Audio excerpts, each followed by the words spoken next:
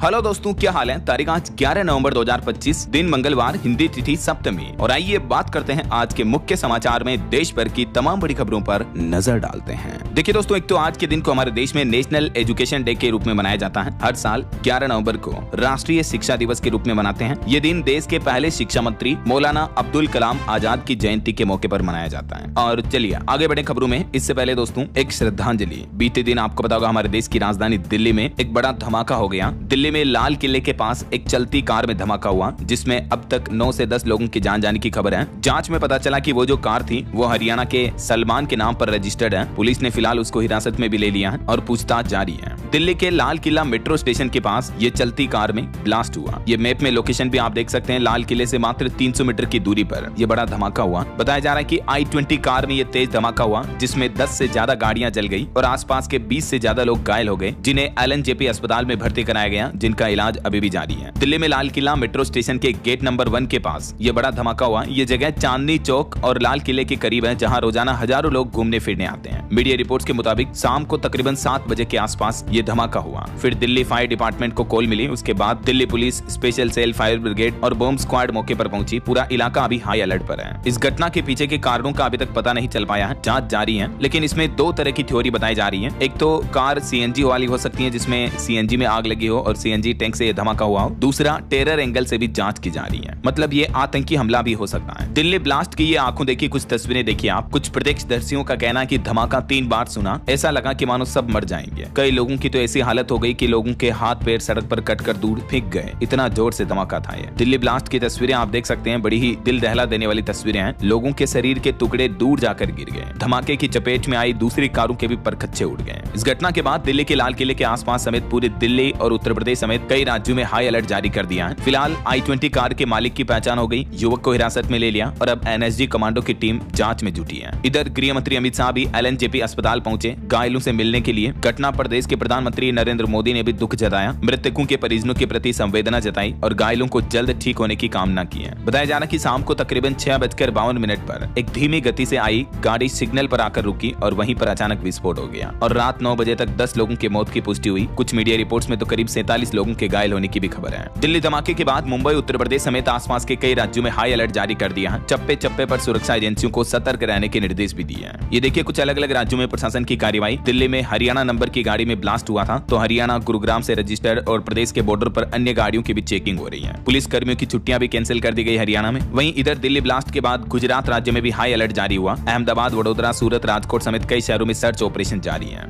हिमाचल प्रदेश तक में सरकार ने अलर्ट जारी कर दिया। बॉर्डर एरिया के इलाकों में चौकसी बढ़ाई। DGP ने सभी संदिग्ध वाहनों की जांच के आदेश दिए। दिल्ली ब्लास्ट के बाद पंजाब में भी रेड अलर्ट जारी हुआ। पुलिस फोर्स तैनात है, चेकिंग बढ़ाई गई। चंडीगढ़ में भी हाई अलर्ट घोषित किया। इधर देखिए राजस्थान राज्य में भी हाई अलर्ट जारी हुआ। दिल्ली में धमाके के बाद भीड़ वाली जगहों पर देर रात तक चेकिंग चली। राजस्थान अजमेर दरगाह के बाहर भी RAC जवान तैनात किए गए और यहाँ भी पुलिस कर्मी की छुट्टियां निरस्त कर दी गई है। और दिल्ली ब्लास्ट में उत्तर प्रदेश के अमरोहा के भी एक युवक की मौत होने की खबर है। यूपी में भी आगरा, गाजियाबाद और देवरिया के 3 लोग घायल हो गए। पूरे उत्तर प्रदेश में अभी प्रशासन ने हाई अलर्ट जारी कर रखा है। और बिहार में जहां अभी चुनावी माहौल चल रहा है और बिहार के तो आज चुनाव भी होने वाले हैं, तो दिल्ली ब्लास्ट के बाद पूरे बिहार में हाई अलर्ट घोषित किया। नेपाल बॉर्डर सील कर दी गई है। पटना जंक्शन पर पहुंची ATS की टीम। आज बिहार के 20 जिलों की 122 सीटों पर वोटिंग होनी है। और वोटिंग से पहले दिल्ली में ये जो ब्लास्ट होना वाकई में बड़ी चिंता की बात है और प्रशासन के लिए भी सतर्क रहने की बात है, क्योंकि बिहार में आज अंतिम चरण के मतदान होने जा रहे हैं। 122 सीटों पर तकरीबन 3.5 करोड़ से भी ज्यादा मतदाता चुनेंगे अगली सरकार। आज बिहार विधानसभा चुनाव के ये दूसरे चरण की वोटिंग होगी। मतदान को लेकर EVM लेकर रवाना हुए देर रात मतदान कर्मी, और यही वजह है कि बिहार में अभी नेपाल बॉर्डर को भी आज 11 नवंबर तक सील कर दिया है। वहीं देखिए दोस्तों, इधर आतंकी कनेक्शन में उत्तर प्रदेश और हरियाणा से 3 डॉक्टरों को भी अरेस्ट किया। यूपी लखनऊ से एक महिला डॉक्टर भी गिरफ्तार हुई। उसकी कार से AK-47 राइफल भी मिली थी। जम्मू अनंतनाग जिले में भी सिक्योरिटी फोर्सेज ने सर्च ऑपरेशन चलाया। जम्मू कश्मीर पुलिस ने हरियाणा के फरीदाबाद से लखनऊ तक अभियान चलाकर तकरीबन 2900 किलो विस्फोटक जब्त किया है। अभी आपको पता होगा 2-3 दिन से एक डॉक्टर के मामले पर खबरें आ रही थी कि उसके यहाँ विस्फोटक सामग्री भी बरामद हुई, AK-47 गन वगैरह भी मिली थी। तो उसके बाद अभी जम्मू कश्मीर अनंतनाग जिले में सर्च ऑपरेशन भी चलाया जा रहा है। ये वो डॉक्टर आप देख सकते हैं जो ये आतंकी गतिविधियों में पाए गए। दिल्ली में दोस्तों अब तक कब आतंकी हमले हुए, जिसमें 92 लोगों की जाने गई है। 2005 से लेकर 2008 के बीच भी दिल्ली में काफी ब्लास्ट की घटनाएं देखी गई, तब भी 92 लोग मारे गए थे। और एक बार फिर से देश की राजधानी दिल्ली दहल उठी कल शाम की इस घटना से। राइट, तो ये रहे दिल्ली से जुड़े सभी अपडेट्स एक साथ मैंने आपको बता दिए। चलिए फिलहाल आगे बढ़ते हैं खबरों में। देखिए आप अगला अपडेट, फैमिली पेंशन को लेकर सरकार ने नया नियम लागू किया है। अब माता पिता दोनों को देना होगा लाइफ सर्टिफिकेट। जी हाँ दोस्तों, सरकार ने यह स्पष्ट कर दिया कि जिन माता पिता को अपने सरकारी नौकरी करने वाले संतान की मृत्यु के बाद पेंशन मिलती है, उन्हें भी अब हर साल अपना अपना लाइफ सर्टिफिकेट देना होगा और दोनों को देना होगा। पहले ये नया नियम कार्मिक लोक शिकायत और पेंशन मंत्रालय ने लागू किया है और इस नियम का मकसद ये तय करना है कि पेंशन सही शख्स को सही घर को मिले। जो माता पिता बढ़ी हुई पेंशन 75% वाली इनेंस रेट ले रहे थे, तो उन्हें अभी तक तो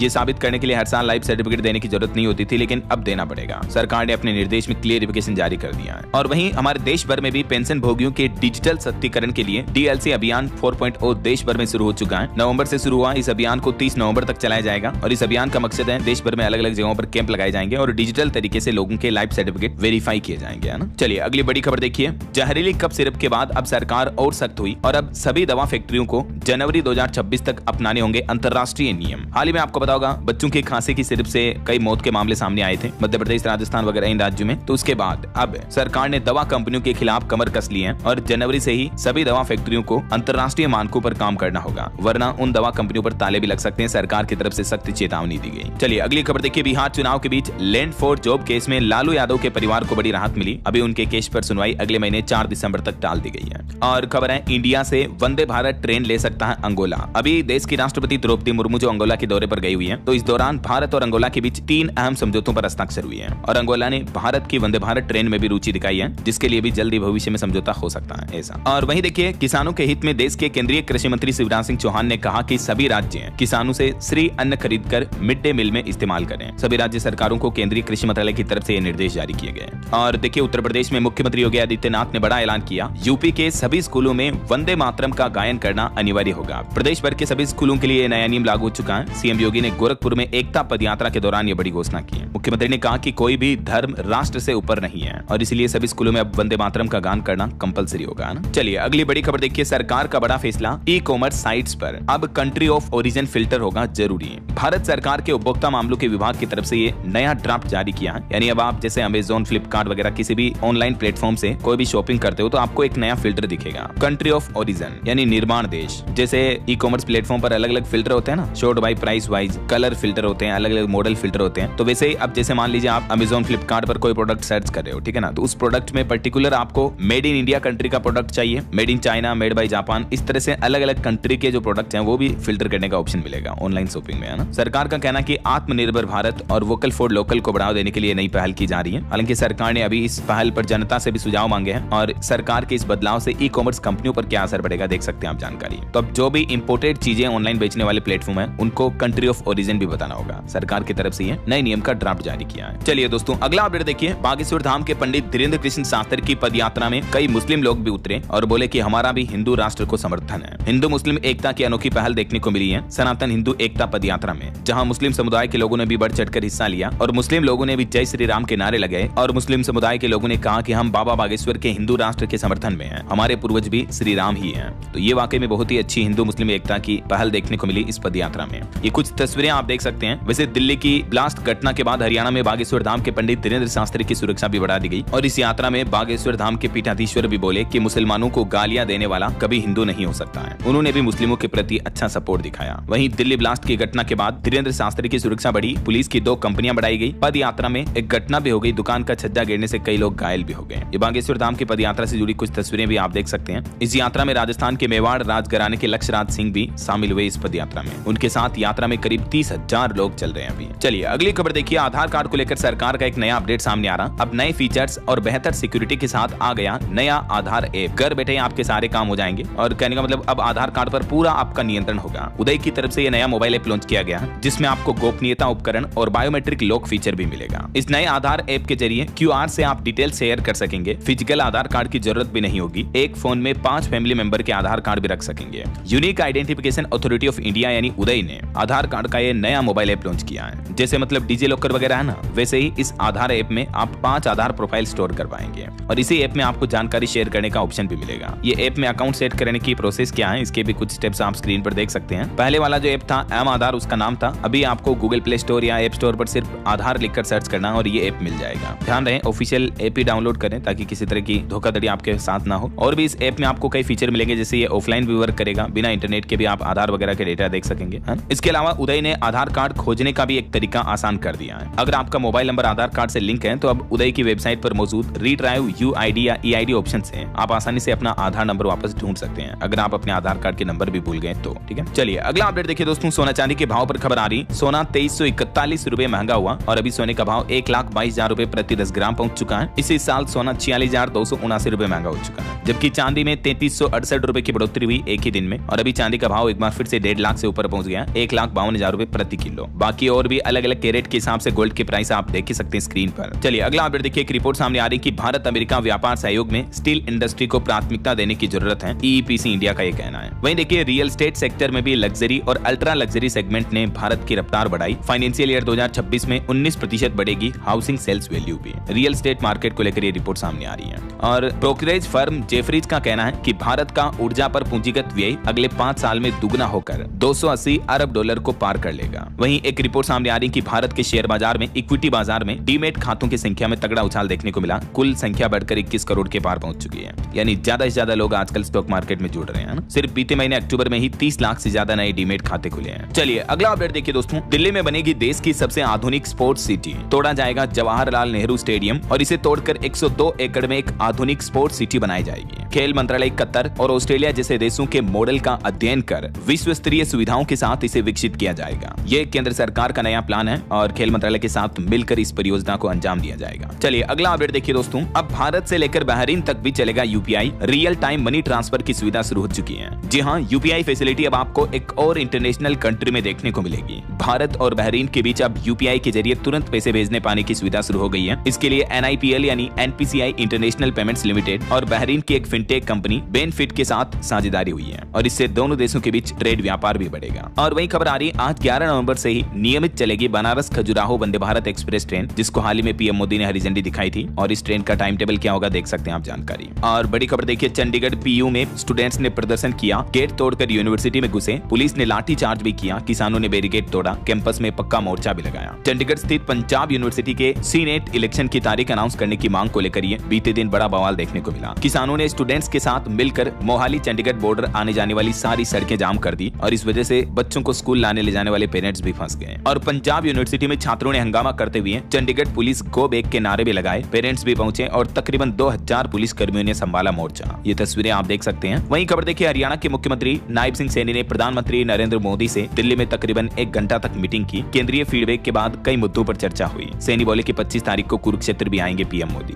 और देखिए दोस्तों, देश के प्रसिद्ध तिरुमाला मंदिर लड्डू विवाद पर खबर आ रही कि उत्तराखंड की एक कंपनी ने 68 लाख किलो मिलावटी घी और मक्खन सप्लाई किया था इस मंदिर को प्रसाद के रूप में और इससे 250 करोड़ कमाए थे। बताया जा रहा है कि कंपनी को ब्लैकलिस्ट करने के बाद भी भोले बाबा डेयरी ने नकली घी सप्लाई जारी रखा। तो तिरुपति देवस्थानम नकली घी केस मामले को लेकर अब उत्तराखंड की फैक्ट्री ने जो यह घटिया काम किया उस पर सरकार ने कार्रवाई करना भी शुरू कर दिया है और ये गंभीर आरोप लगे हैं इस बड़ी डेयरी कंपनी पर। CBI जांच टीम ने भी खुलासा किया है। चलिए अगला अपडेट आ रहा, असम सरकार इसी महीने 25 नवंबर को राज्य में बहु विवाह पर प्रतिबंध लगाने वाला बिल भी पेश करेगी विधानसभा में। असम के मुख्यमंत्री हेमंत बिश्व सरकार की तरफ से ये बड़ा फैसला लिया गया है। और वहीं दोस्तों बॉलीवुड से खबर आ रही है, अभी एक्टर धर्मेंद्र की हालत काफी नाजुक है, उन्हें वेंटिलेटर पर रखा गया है। बॉलीवुड एक्टर सलमान खान भी अस्पताल में उनसे मिलने पहुंचे। सनी देओल की टीम भी बोले कि घबराने की कोई बात नहीं है। 89 साल के धर्मेंद्र की तबीयत अभी काफी नाजुक है, उन्हें सांस लेने में भी दिक्कत हो रही है। एक्टर की टीम ने खुद ये हेल्थ अपडेट दिया। और दोस्तों इनकी इस खराब सेहत के मामले के बीच एक सोशल मीडिया पोस्ट देखने को मिली मुझे। देखिए इस पोस्ट में लिखा है, इनके 2 पत्नी है, 6 बच्चे हैं, 13 नाती पोते और 3 दामाद हैं। धर्मेंद्र का परिवार इतना बड़ा है फिर भी ये अपने फार्म हाउस में अकेले कुछ नौकरों के साथ रहते हैं। क्या अमीर क्या गरीब, सबकी यही कहानी है। सब जीवन के अंतिम पड़ाव में अकेले रह जाते हैं, बच्चे बड़े हो जाते हैं, शादी कर लेते हैं, कैरियर सेट हो जाता है और अपने जीवन में कमाने में व्यस्त हो जाते हैं। ये कैसी विडंबना।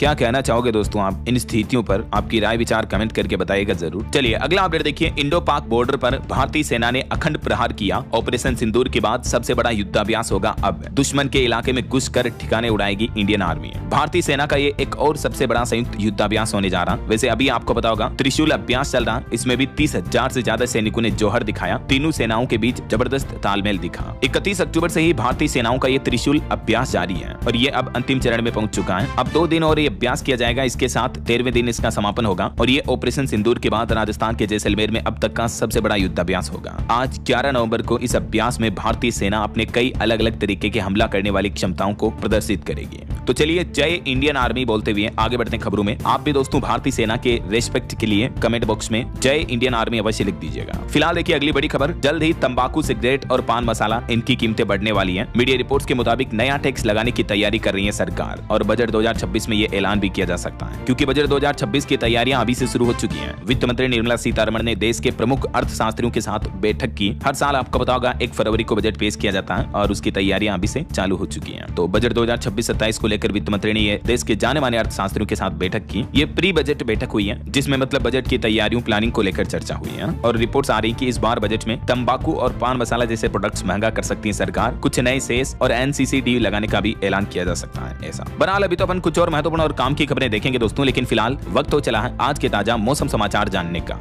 और हाँ, एक छोटी सी रिक्वेस्ट आपसे यह है कि अगर आप DLS न्यूज चैनल से अभी तक भी जुड़े नहीं हो तो जुड़ जाइए, चैनल को सब्सक्राइब करके बेल आइकन जरूर दबा दीजिएगा और इस वीडियो पर एक लाइक और शेयर भी कर देना, ताकि आपको रोजाना की ताजा खबरें, महत्वपूर्ण मुख्य समाचार, काम के न्यूज अपडेट सबसे पहले आपके मोबाइल पर मिलते रहेंगे। चलिए मौसम समाचार पर बात करते हैं। तो देखिए, एक तो मौसम विभाग का कहना है कि मध्य और उत्तरी भारत में तो शीतलहर का प्रकोप जारी है, लेकिन दक्षिण भारत के कुछ राज्यों में भारी बारिश की संभावना भी है। वैसे अभी तो दक्षिण भारत में पूर्वोत्तर मानसून कमजोर पड़ रहा है, तो इस वजह से तमिलनाडु, आंध्र प्रदेश वगैरह में बारिश घटेगी और देश के मध्य भारत के राज्यों में तो शीतलहर कोल्ड वेव चल रही है। मध्य प्रदेश, छत्तीसगढ़, झारखंड में भी 3 दिन कोल्ड वेव का अलर्ट है। हिमाचल प्रदेश में तो कई जगहों पर पारा माइनस में चल रहा। गुजरात के भी 6 शहरों में तापमान 16 डिग्री से नीचे पहुंचा। कुछ अलग अलग राज्यों के मौसम की स्थितियां देखिए आप। मध्य प्रदेश में शीतलहर दिख रही है, भोपाल, इंदौर, उज्जैन भी ठिठुरे। राजगढ़ सबसे ठंडा इलाका चल रहा, पारा 8 डिग्री से भी नीचे पहुंचा। इधर राजस्थान में भी चली शीतलहर। अगले एक सप्ताह सर्दी स्थिर रहेगी, तापमान में कोई बड़ा उतार चढ़ाव भी नहीं होगा। दिन में तेज धूप दिखेगी, सुबह शाम सर्द हवाएं भी चलेगी। वहीं उत्तर छत्तीसगढ़ में भी शीतलहर का असर दिख रहा। अंबिकापुर में न्यूनतम तापमान 8 डिग्री सेल्सियस तक पहुंचा और झारखंड राज्य में भी अब कड़ाके की ठंड पड़ेगी। पलामू, गढ़वा समेत 5 जिलों में अगले 2 दिन शीतलहर की चेतावनी। पंजाब में भी तापमान में गिरावट का दौर जारी है। फरीदकोट में सबसे कम 8 डिग्री सेल्सियस दर्ज हुआ तापमान और प्रदूषण में भी कुछ कमी देखने को मिली है। वहीं पहाड़ी राज्य हिमाचल प्रदेश में देखिए सीजन की सबसे ठंडी रात बीती। ताबो का तापमान -5.3 डिग्री तक लुढ़का और अभी तो कड़ाके की ठंड शुरू होने वाली है। दिल्ली, उत्तर प्रदेश, बिहार समेत कई राज्यों में मौसम विभाग ने ठंडी हवाओं, शीतलहर की चेतावनी जारी की है। बाकी और भी दोस्तों अगले 24 घंटों के दौरान देश भर में मौसम की संभावित गतिविधियां क्या रह सकती हैं, जिसकी जानकारी आप देख सकते हैं स्क्रीन पर। ओके, और चलिए मौसम के बाद आगे बढ़ते हैं अपन खबरों में। कुछ मार्केट अपडेट्स पर नजर डाल लेते हैं। देखिए, भारतीय शेयर बाजार में बीते दिन सेंसेक्स 319 अंक चढ़कर 83,535 पर बंद हुआ। निफ्टी भी 25,600 के करीब पहुंचा। IT और मेटल, फार्मा शेयरों में तेजी देखने को मिली है। वहीं लेंसकार्ट का शेयर BSE NSE पर 3% गिरकर लिस्ट हुआ, 390 पर कारोबार कर रहा है, जबकि इसका IPO प्राइस 402 था। और वहीं खबर आ रही है, अमेरिकी राष्ट्रपति डोनाल्ड ट्रंप हर अमेरिकी नागरिक को 1,70,000 रुपए देंगे। उन्होंने कहा कि टैरिफ से बहुत पैसे आए हैं, इसका विरोध करने वाले मूर्ख हैं। और एक मीडिया रिपोर्ट आ रही कि अंतरराष्ट्रीय मार्केट में क्रूड ऑयल की कीमतें बढ़ने लगी, क्योंकि अमेरिका में शटडाउन खत्म होने की उम्मीद दिख रही है। इसी वजह से क्रूड ऑयल की कीमतों में तेजी जा रही है, तो इसका असर पेट्रोल डीजल की कीमतों पर भी देखने को मिल सकता है, क्योंकि मीडिया रिपोर्ट्स आ रही कि जल्द ही अमेरिका में खत्म होगा इतिहास का सबसे बड़ा शटडाउन। सीनेट में वोटिंग से पहले अमेरिकी राष्ट्रपति डोनाल्ड ट्रंप ने भी ये संकेत दिए हैं। अमेरिका में अभी 40 दिनों से भी ज्यादा समय से शटडाउन जारी है और इस शटडाउन का असर दिख रहा है कि अमेरिका में रोजाना 2000 से भी ज्यादा उड़ानें रद्द हो रही है। ट्रेवल क्राइसिस की भी चेतावनी जारी हुई अमेरिका में। हालात ये चल रहे हैं कि सरकारी कर्मचारियों को तनख्वाह देने तक पैसे नहीं है। तो बताया जा रहा है कि क्या विरोधी पार्टियों के सामने झुक गए ट्रंप, ओबामा केयर पर वोटिंग कराने पर राजी हुए। संसद में बिल पास हुआ, 40 दिन से जारी शटडाउन खत्म होने की उम्मीद अब दिखने लगी है। इस बीच खबर है, अमेरिकी राष्ट्रपति डोनाल्ड ट्रंप से मिलेंगे सीरियाई राष्ट्रपति अल सरा। एक वक्त था जब इन्हीं अल सरा को यूएस ने खुद आतंकी घोषित किया था। इनके ऊपर 84 करोड़ का इनाम रखा था और अब देखिए अमेरिका खुद इनका व्हाइट हाउस में स्वागत करने जा रहा है। वक्त का फेर देखिए जरा आप। वहीं खबर आ रही दोस्तों, ऑस्ट्रेलिया में भी 16 साल से कम उम्र के बच्चों के लिए सोशल मीडिया बैन हो चुका है। अगले महीने 10 दिसंबर से फेसबुक, इंस्टाग्राम अकाउंट नहीं बना पाएंगे 16 साल से कम उम्र के बच्चे हैं। फेसबुक, इंस्टाग्राम, ट्विटर, इस तरह की सोशल कंपनियों पर, और फिर भी अगर कंपनियों ने ऐसा किया तो 400 करोड़ रुपए तक का जुर्माना लगाया जाएगा। वैसे ऑस्ट्रेलिया के बाद डेनमार्क ने भी बैन कर दिया, मैंने आपको कल ही अपडेट बताया था। और वहीं देखिए, अमेरिकी प्रतिबंधों के बीच 2 सरकारी तेल कंपनियों ने अमेरिका और अबू धाबी से कच्चा तेल खरीदा है। 50 लाख बैरल क्रूड ऑयल खरीदा है। क्योंकि प्रतिबंध लग रहा है तो रूस से अब दूरी बना रही कंपनियां और हिंदुस्तान पेट्रोलियम ने यह बड़ा सौदा किया है। और भी ये दोनों सरकारी कंपनियों ने भी रूसी तेल खरीद से दूरी बना ली है। वहीं देखिए बड़ी खबर, पाकिस्तान में आर्मी चीफ मुनीर प्रधानमंत्री और राष्ट्रपति से भी ज्यादा ताकतवर हुई है। अब तीनों सेनाओं के मुखिया बन चुके हैं। और वहीं देखिए दोस्तों, दिल्ली में जो धमाका हुआ उस पर वर्ल्ड मीडिया ने क्या रिएक्शन दिया। पाकिस्तानी मीडिया ने लिखा कि ब्लास्ट ने भारत को हिला दिया। BBC ने कहा कि इंडियन कैपिटल धमाके से दहली है। दुनिया भर में इस धमाके की चर्चा हो गई है। और एक बड़ी दुर्घटना हो गई, देखिए आप, बिहार पटना में भी एक घर की छत गिरी जिसमें एक ही परिवार के 5 लोगों की मौत हो गई। पति पत्नी और 3 बच्चों की मलबे में दबने से जान चली गई। चलिए खेल समाचार पर खबर देखिए, महिला जूनियर हॉकी विश्व कप का ऐलान हो चुका है। भारतीय टीम की कमान संभालेगी ज्योति सिंह। 25 नवंबर से 13 दिसंबर के बीच चिली में इसका आयोजन होगा। होगा। वही खबर है साइप्रस पहली बार चेस कैंडिडेट्स की मेजबानी करेगा। 28 मार्च से 16 अप्रैल के बीच खेला जाएगा टूर्नामेंट। दुनिया के टॉप 8 खिलाड़ी इसमें हिस्सा लेंगे। पिछली बार आपको पता होगा डी गुकेश ने टूर्नामेंट जीता था। चलिए दोस्तों, बिहार चुनाव से जुड़े कुछ अपडेट्स देखते हैं फटाफट से। दूसरे फेज की 122 सीटों पर वोटिंग आज होने जा रही है और 45,000 से ज्यादा बूथों पर ईवीएम भी पहुंच चुकी है। बिहार के गया जी के 3 गाँव में तो 25 साल बाद वोटिंग होगी है। और वहीं हाल ही में आपको पता होगा राहुल गांधी ने जो वोट चोरी का जो हाइड्रोजन बम फोड़ा था, जिसमें एक ब्राजीलियन मॉडल पर उन्होंने कुछ आरोप लगाए थे, तो अब वो ब्राजीलियन मॉडल बोली कि मेरा तो करियर बर्बाद हो जाएगा। राहुल गांधी को मैं नहीं जानती, जबकि कांग्रेस नेता राहुल गांधी ने कहा था कि हरियाणा में 22 बार इस मॉडल ने वोट डाला। तो इस मुद्दे पर भी अब काफी इंटरनेशनल कंट्रोवर्सी देखने को मिल रही है। और खबर है बिहार में 1,80,000 करोड़ का निवेश होगा। 25 नई चीनी मिलें भी खोली जाएगी। गृह मंत्री अमित शाह ने बिहार में चुनावी जनसभा में बड़ा ऐलान किया। और खबर देखिए, जमीन घोटाले पर बड़ी खबर आ रही है। 1800 करोड़ की जमीन 300 करोड़ में खरीदी। डिप्टी सीएम अजीत पवार का बेटा जांच के घेरे में आया। विपक्ष बोला कि सौदा सरकारी मंजूरी के बिना हुआ। महाराष्ट्र के डिप्टी सीएम के बेटे पर ये गंभीर आरोप लग रहे हैं। वहीं उत्तर प्रदेश के मुख्यमंत्री योगी आदित्यनाथ बोले कि जिन्ना पैदा न होने पाए दफन कर देना, बांटने वालों को पहचाने। यूपी के स्कूलों में रोज वंदे मातरम गाना भी अनिवार्य होगा। सीएम योगी ने गोरखपुर में तकरीबन 2 किलोमीटर तक पैदल यात्रा की और इस दौरान ये कुछ बड़े ऐलान किए। चलिए आगे बढ़ते हैं खबरों में फटाफट से। देखिए कुछ इंपोर्टेंट अपडेट्स। राजस्थान में अब सरपंच पंच प्रत्याशी पहले से ज्यादा खर्च कर सकेंगे। पंचायत चुनाव में खर्च सीमा 10% बढ़ाने की तैयारी की जा रही है। वहीं हाल ही में जो दिल्ली एयरपोर्ट पर टेक्निकल शटडाउन देखने को मिला था, उस पर खबर आ रही कि फ्लाइट के जीपीएस से छेड़छाड़ हुई। पायलट को रनवे पर भी खेत दिखे थे। आसमान में प्लेन के बीच दूरी बढ़ाकर हाथ से डाले गए। और दिल्ली में प्रदूषण पर भी एक बड़ी खबर देखिए, क्योंकि सांस भी कभी चलती थी। दिल्ली एयर पोल्यूशन के खिलाफ जेन जी युवाओं ने प्रदर्शन किया। युवाओं ने कई फनी मीम्स से विरोध भी किया दिल्ली में बढ़ते प्रदूषण का। तो अभी एक दिन पहले आपको पता होगा दिल्ली में कई प्रदूषण के खिलाफ विरोध प्रदर्शन कर रहे युवाओं को दिल्ली पुलिस ने हिरासत में लिया। राहुल गांधी ने कहा कि अपराधियों जैसा व्यवहार कर रही है दिल्ली पुलिस, है ना। चलिए अगली खबर देखिए, उत्तर प्रदेश में इलेक्ट्रिक व्हीकल अब टैक्स फ्री होंगे और सब्सिडी भी मिलेगी। 10 लाख की कार खरीदोगे तो 90,000 का फायदा होगा और हर साल की 30,000 तक की बचत टैक्स वगैरह में भी होगी। और अभी उत्तर प्रदेश के किन किन बड़े शहरों में कितने चार्जिंग स्टेशन लगे हुए हैं, इसके भी डेटा आप देख सकते हैं। दिल्ली सरकार की तरफ से इलेक्ट्रिक व्हीकल पर सब्सिडी देने की बड़ी घोषणा की और ये राहत 13 अक्टूबर 2027 तक जारी रहेगी, है ना। और एक रिपोर्ट सामने आ रही, गोल्डमैन सैक्स ने भारत की रेटिंग बढ़ाई। निफ्टी के 2026 तक 29,000 लेवल तक पहुंचने का अनुमान है। वहीं देखिए एनजीटी ने एस्बेस्टस सीमेंट सीट को सबसे सुरक्षित माना। कहा कि स्वास्थ्य पर कोई खतरा नहीं है। रिपोर्ट के बाद बेंच से भी इनकार किया। और खबर आ रही, उत्तर प्रदेश लखनऊ के शाहरा शहर को विधानसभा बनाए जाने की तैयारी की जा रही है। एलडीए ने शासन को रिपोर्ट भी भेजी। लखनऊ के गोमती नगर में जो ये सहारा भवन है, सहारा सिटी है, इसको विधानसभा बनाने का प्लानिंग की जा रही है। और वही खबर है, बिहार चुनाव के बाद अब यूपी में सोशल इंजीनियरिंग करेंगे राहुल गांधी। पिछड़े और दलित वर्ग में चलाया जाएगा अभियान। 12 नवंबर को कल बैठक में ये मसौदा तय होगा।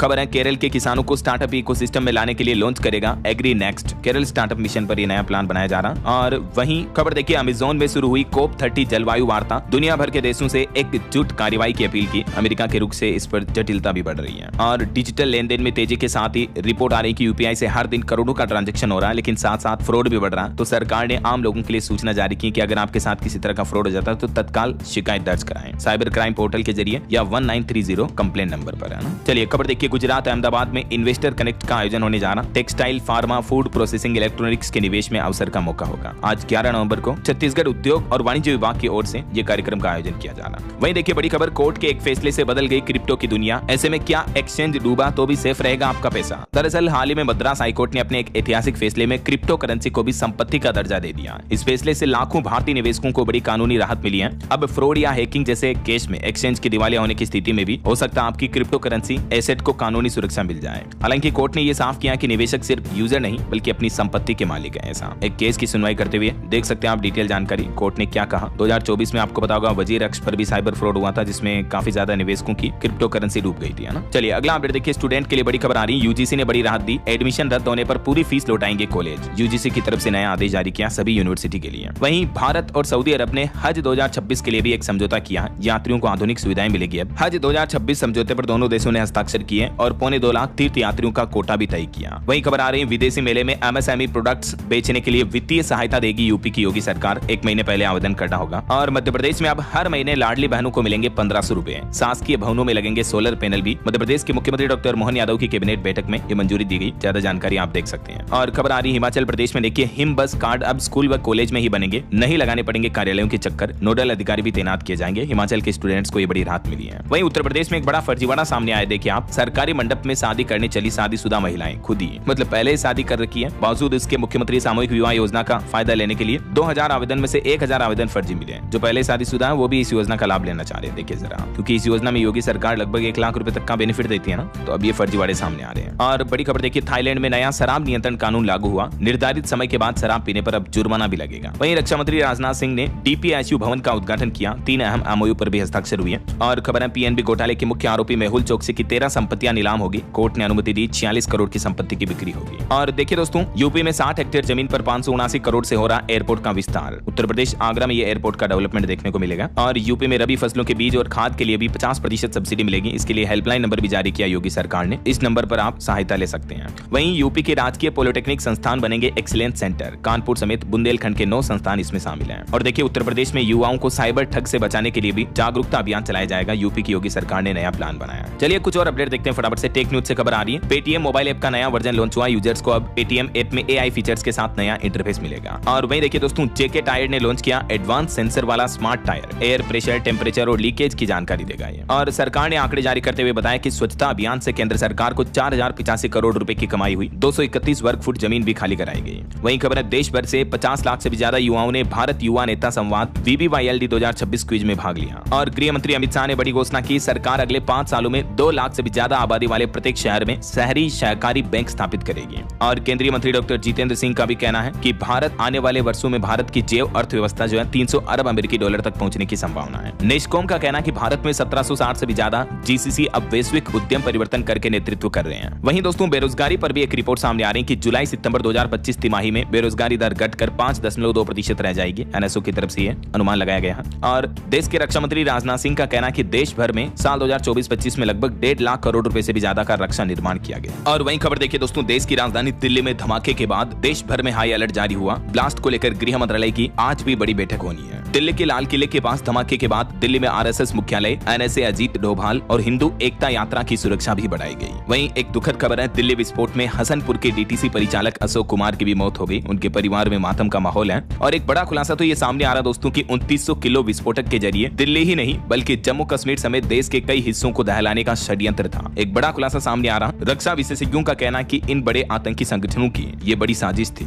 और आतंकी कनेक्शन पर एक बड़ी शर्मनाक खबर तो ये देखिए आप, 5 लाख सैलरी होने के बावजूद भी आतंकियों की कठपुतली बन गया डॉक्टर आदिल, जो कि आतंकियों के कहे अनुसार काम कर रहा था। जरा देखिए, इतने पैसों से भी इनकी भूख नहीं भागती है। तो अभी जांच चल रही है, आगे अपडेट क्या खुलासे सामने आते बताता रहूंगा। फिलहाल देखिए अगली खबर, हिमाचल प्रदेश में पेन्यूरी पेंशन अब 8000 महीना मिलेगी। पूर्व सैनिकों की बेटियों की शादी के लिए भी 1 लाख रुपए मिलेंगे। हिमाचल सरकार की तरफ से बड़ी घोषणा की गई है। वहीं खबर आ रही है, पश्चिम बंगाल स्कूल भर्ती घोटाला मामले के पूर्व शिक्षा मंत्री पार्थ चटर्जी की रिहाई का रास्ता साफ हुआ। 3 साल बाद अब उन्हें जमानत मिलने जा रही है। और भारतीय सेना का नया प्लान देखिए दोस्तों, BSF जवानों में अब सीमा पार से आने वाले ड्रोन को मार गिराएंगी महिलाओं का दुर्गा ड्रोन स्क्वाड्रन दस्ता भी। सीमा सुरक्षा में नई मिसाल देखने को मिलेगी। और सुप्रीम कोर्ट का कहना कि आजकल न्यायालयों के मन मुताबिक फैसला न आने पर जजों के खिलाफ अपमानजनक आरोपों का चलन बढ़ रहा है। सुप्रीम कोर्ट के CJI गवाही ने इस पर चिंता भी जताई। वहीं सुप्रीम कोर्ट का कहना कि रिटायर्ड हाई कोर्ट जजों की निगरानी में होंगे बार काउंसिल के चुनाव। सुप्रीम कोर्ट ने इसको लेकर भी अहम बात कही। और वहीं केंद्र सरकार का प्लान है, देश के बड़े हवाई अड्डों पर पुराने सिस्टम को बदलने की मांग की जा रही है। सरकार से बोले AI के इंजीनियर्स, दिल्ली खतरे की घंटी थी। खबर है, कृषि मंत्रालय में खुलेगा मिलेट कैफे। उड़ीसा का श्री अन्न मॉडल पूरे देश में लागू होगा। सरकार ने बड़ी घोषणा की। वहीं देखिए, केरल राज्य में 2 चरणों में होगा स्थानीय निकाय चुनाव। 9 और 11 दिसंबर की तारीख तय हुई है। और लोकसभा के शीतकालीन सत्र पर भी खबर आ रही। सवाल जवाब के लिए मंत्रालयों को 5 समूहों में बांटा गया। ऑनलाइन पोर्टल से भी भेजे जाएंगे सवाल। वहीं